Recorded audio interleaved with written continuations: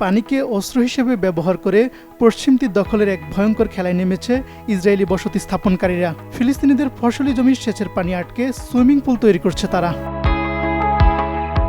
উর্বর জর্দান উপত্যকার ফাসাইল গ্রামের জীবন ও জীবিকার প্রধান চালিকা শক্তি ছিল একটি প্রাকৃতিক পানির ফোয়ারা। ইসরায়েলের অনিয়মিত পানি সরবরাহের উপর ভরসা করতে না পেরে প্রজন্মের পর প্রজন্ম এই ফোয়ারার উপর নির্ভর করে আসছিল।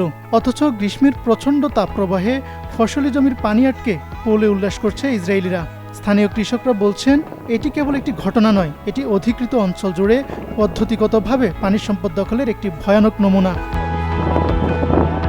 গত জুন মাসে ফিলিস্তিনি কৃষক সাদ নেমারের সেচের পাইপলাইন জোরপূর্বক দখল করে ইসরায়েলি বসতি স্থাপনকারীরা।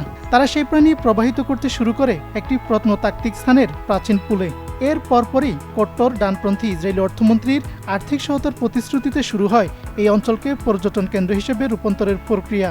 আন্তর্জাতিক বিশ্লেষকরা বলছেন, এটি মূলত পশ্চিম তীরের ফিলিস্তিনিদের বসবাস অসম্ভব করে তোলার এক দীর্ঘমেয়াদী পরিকল্পনার অংশ। পুলে সাঁতার কাটতে আসা 21 বছর বয়সী অবৈধ ইসরায়েলি বসতি স্থাপনকারী ইয়েশা ইসরাইবার দম্ভের সুরে বলেন, ফিলিস্তিনিরা এখন আর এখানে আসার সাহস পাবে না। ইহুদিদের বড় বড় দল এখানে গোসল করতে আসায় তারা এখন ভয় পায়।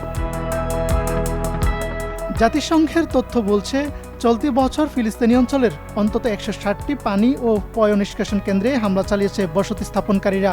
ইতিমধ্যে উত্তর জর্দান উপত্যকার 95% ফোয়ারার দখল নিয়েছে। আর এইসব অপকৌশলে সরাসরি আর্থিক সহায়তা দিচ্ছেন ইসরায়েলের কট্টর ডানপন্থী অর্থমন্ত্রী বেজালেল স্মোট্রিচ।